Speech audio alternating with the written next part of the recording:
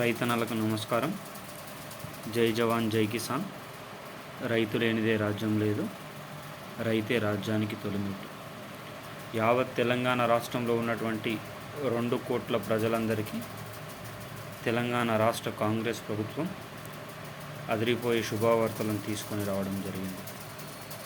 ఈరోజు ఈ వీడియోలో దానికి సంబంధించిన పూర్తి సమగ్రమైన సమాచారం గురించి తెలుసుకుందాం. 17/6/2025 రైతు భరోసా ఎకరానికి 6,000 రూపాయల చొప్పున 1, 2, 3, 4, 10 ఎకరాల వారికి 36,000, 72,000 పడని వారు వెంటనే ఇలా చేయండి. దీనికి సంబంధించిన పూర్తి వివరాలు తెలుసుకుందాం. ఎవరైనా మొట్టమొదటిసారిగా మన ఛానల్ని చూస్తున్నట్లయితే చూసిన వెంటనే లైక్ చేయండి, అదేవిధంగా షేర్ చేయండి, అదేవిధంగా కామెంట్ చేయండి, అదేవిధంగా సబ్స్క్రైబ్ చేసుకొని బెల్ ఐకాన్ ఆన్లో పెట్టండి. లైక్ చేయడం వల్ల రాష్ట్ర వ్యాప్తంగా ఉన్నటువంటి 3 కోట్ల రైతన్నలకు, షేర్ చేయడం ద్వారా బంధుమిత్రులకు, మీకున్న సందేహాలను కామెంట్ రూపంలో వ్యక్తీకరించండి.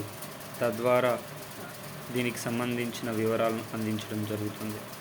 సబ్స్క్రైబ్ చేసుకొని బెల్ ఐకాన్ ఆన్లో పెట్టడం వల్ల తెలంగాణ రాష్ట్ర ప్రభుత్వం నుంచి కానీ, ఆంధ్రప్రదేశ్ రాష్ట్ర ప్రభుత్వం నుంచి కానీ, కేంద్ర ప్రభుత్వం నుంచి కానీ ప్రభుత్వాలు ప్రవేశపెట్టేటటువంటి వినూత్నమైన ప్రజా సంక్షేమ పథకాలు ఎప్పటికప్పుడు సమయానుసారంగా, నిర్దిష్టానుసారంగా లోపభూయిష్టమైన సమాచారంతో మీ ముందుకు తీసుకొని రావడం జరుగుతుంది.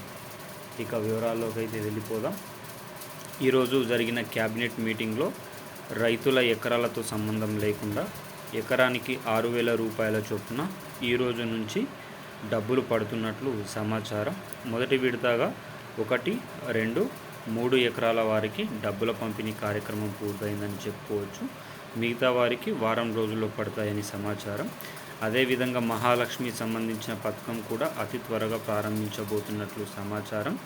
దళిత బంధు 2వ విడత కూడా డబ్బులు జమ చేయాలని డిప్యూటీ సీఎం రేవంత్ అన్న పేర్కొనడం జరిగింది. అదేవిధంగా మహిళలకు 2,500 రూపాయలు అందించే మహోన్నతమైన ప్రజా సంక్షేమ పథకం అత్యంత త్వరితగతంగా ప్రభుత్వం ప్రయోగించాలని ఉన్నతాధికారులకు సూచించడం అయితే జరిగింది. అదేవిధంగా రాష్ట్ర వ్యాప్తంగా ఉన్నటువంటి ఆసరా పెన్షన్ వాహులకు ఆసరా పెన్షన్ల పెంపు 2016 నుంచి 4,016కు, 4,016 రూపాయల నుంచి 6,016 రూపాయలకు పెంచాలని కూడా ప్రభుత్వం పేర్కొన్నట్లు సమాచారం. మరి ఈ వీడియో చూస్తున్న మిత్రులందరికీ మీకు ఎన్ని ఎకరాల వరకు రైతు భరోసా డబ్బులు పడ్డాయో కామెంట్ రూపంలో తెలియజేయండి.